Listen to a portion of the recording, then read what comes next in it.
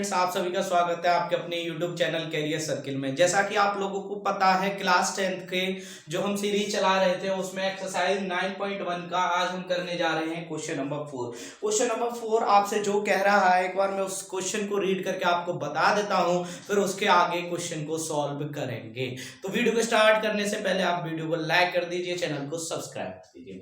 ये लिखा हुआ है the angle of elevation of the top of the tower. एक टावर है जिसका एलिवेशन जिसे हिंदी में कहते हैं उन्नयन कोण, ऊंचे नयन। जब हम किसी चीज को नीचे से ऊपर की तरफ देखते हैं तो हमारा बनता है एलिवेशन एंगल, जिसे हिंदी में कहते हैं हम उन्नयन कोण, यानी कि ऊंचे नयन। जब हम अपने नयन को ऊपर करेंगे तभी तो ऊपर देखेंगे, इसका मतलब है वहां एलिवेशन बन रहा होगा। Top of the tower, tower का टॉप का। From the point on the ground, जमीन के पॉइंट से, जमीन के पॉइंट से। ये लिखा हुआ ना, from a point on the ground, ground के पॉइंट से, जमीन के पॉइंट से, which is 30 metre away from the foot of the tower. वहां एंगल से और उसके टावर तक की जो बीच की दूरी आपको दे रखी है वो 30 मीटर दे रखी है। वो आपसे निकलवा रहा है find the height of the tower, tower की हाइट आपको ज्ञात करनी है। आइए तो इसे स्टार्ट करते हैं। सबसे पहले इस टाइप्स के क्वेश्चन को सॉल्व करने के लिए हमें डायग्राम की आवश्यकता होती है। तो सबसे पहले आपको डायग्राम फॉर्म करना आना चाहिए। तो आइए सबसे पहले डायग्राम को फॉर्म करते हैं।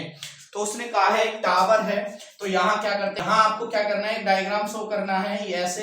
फिर उसने ये एक हमारा टावर हो गया, टावर होगा यहाँ पे एंगल टावर के टॉप पे, यहाँ उसके बॉटम से कितने डिग्री का कोण बनाने लग रहा है, वो 30 डिग्री का, 30 डिग्री का एंगल बनाने लग रहा है। तो अब यहां से लेके यहां तक की फुट ऑफ द टावर, उसने कहा है ना फुट ऑफ द टावर के बीच की दूरी आपको कितनी रखी, 30 मीटर। इसका मतलब distance between angle and point of tower ground, तो ये आपको दे रखा 30 मीटर।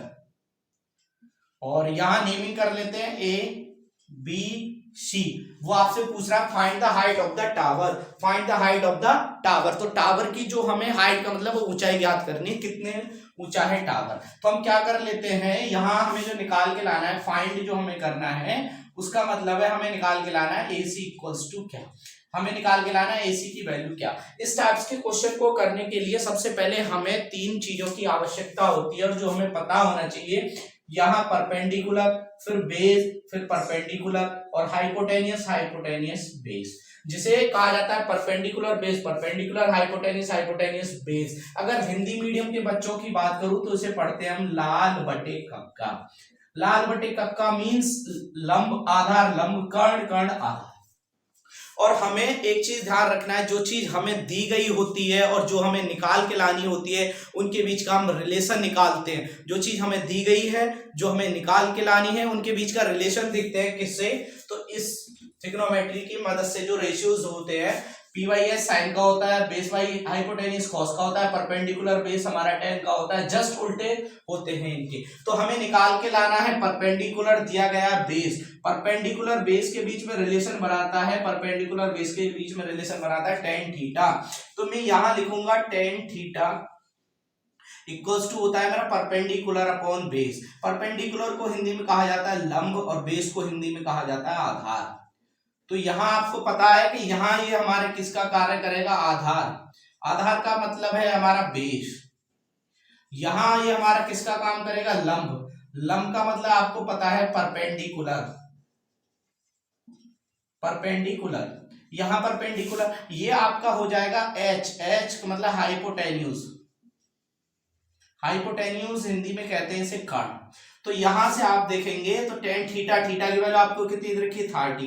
तो ये वो हो जाएगा आपका tan 30 equals to perpendicular, perpendicular का मतलब हो जाएगा आपका AC।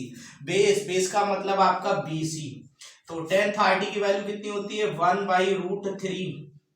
AC हमें चाहिए, BC की वैल्यू हमारी कितनी है, 30।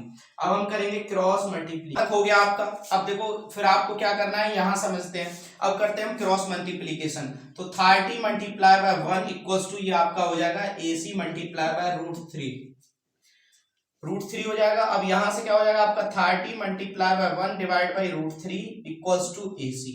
यहां से 30 को ऐसे लिख सकते हैं हम 10 मल्टीप्लाई बाय 3 और ये हो जाएगा √3, √3 से 3 को √3 टाइम्स यहाँ AC।